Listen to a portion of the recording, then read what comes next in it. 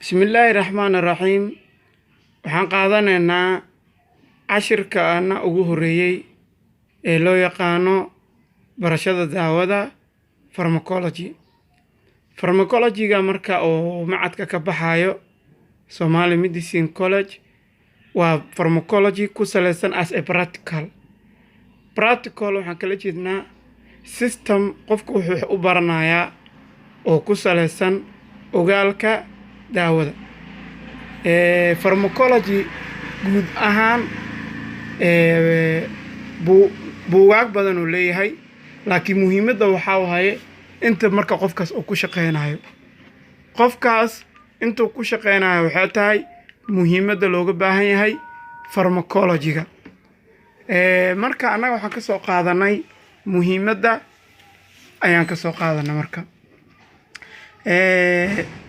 Pharmacology waa cilmiga lagu barto waxtarka, waxyeelada, isticmaalka iyo qiyaasta daawada ayaa waxaa loo yaqaanaa guud ahaan pharmacology loo yaqaanaa. Sida kale markaan u dhigno pharmacology waa barashada dawada. Erayga pharmacology wuxuu ka kooban yahay laba eray oo kala ah pharmaco oo macnihiisu yahay dawo iyo logi oo macnihiisu yahay barasho. Labadaas eray pharmacology, pharma iyo logi loo kala saaraa marka.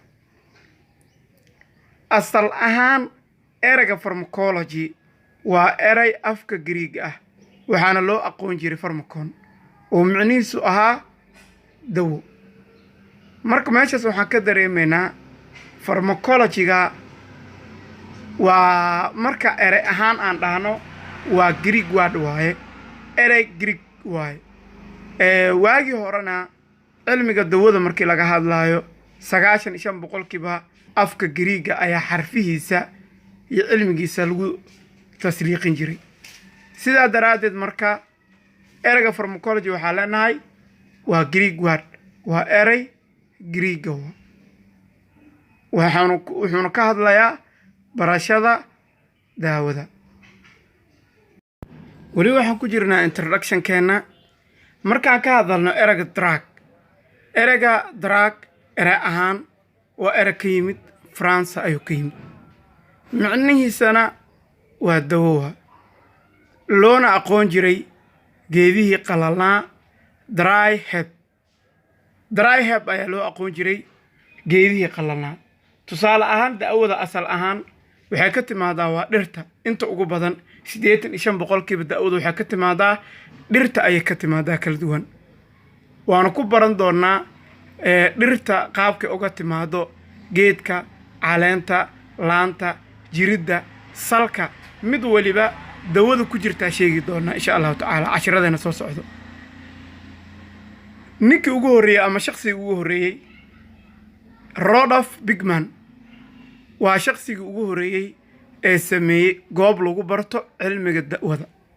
Pharmacology-ga waa shakhsiga ugu horeeyay ee sameeyo, laakiin culimada sayniska ee islaamiga waxay qabaan shakhsiga ugu horeeyay ee private lagu barto goob caafimaadka lagu barto inuu Ibn Sina ahaa.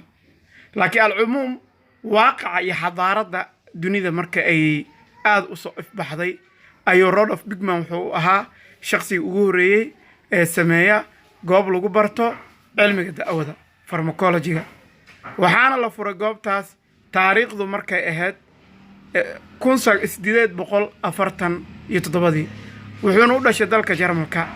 Pharmacology marka waxaa leenahay has a two major branch, waa laba branch oo waaweyn oo loo yaqaano pharmacology. waxaan leenahay waa laba laamood oo waaweyn.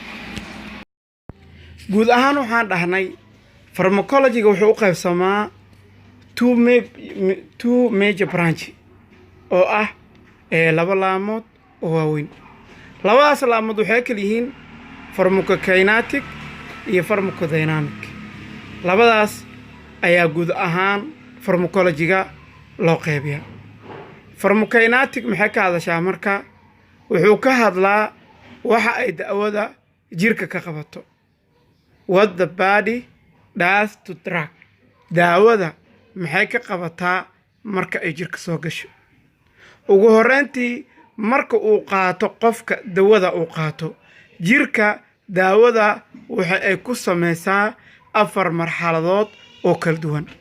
4taas marxaladood oo kala ah absorption, distribution, metabolism iyo elimination ama excretion. 4taas marxaladood ayaa la marsiiyaa marka uu qofka daawada qaato. laakiin daawadu dhan 4taas marxaladood ma maraan. 97% waxaa mara amaba 100% waxaa mara dawada afka laga qaato ayaa mara 4taas marxaladood. laakiin marka ay noqoto dawooyinka kale sida daawada inhalation hawo ahaanta loo qaato ama injection cirbad ahaan loo qaato waxaa laga yaabaa marxalad ka mid ah inaysan marin. laakiin mostly waxay ka siman yihiin in 3 marxaladood ay isla qaataan. waxaa jirta daawooyinka qaarkood oo aan u absorption waxaa waaye in dawada la nuugo. daawada in la nuugo ayay noqonaysaa marka. waxaa loo yaqaanaa marka daawada la nuugayo waxaa loo yaqaanaa absorption loo yaqaanaa. distribution waxaa la yiraahdaa daawada markii la burburinayo. excretion waa marka la qashin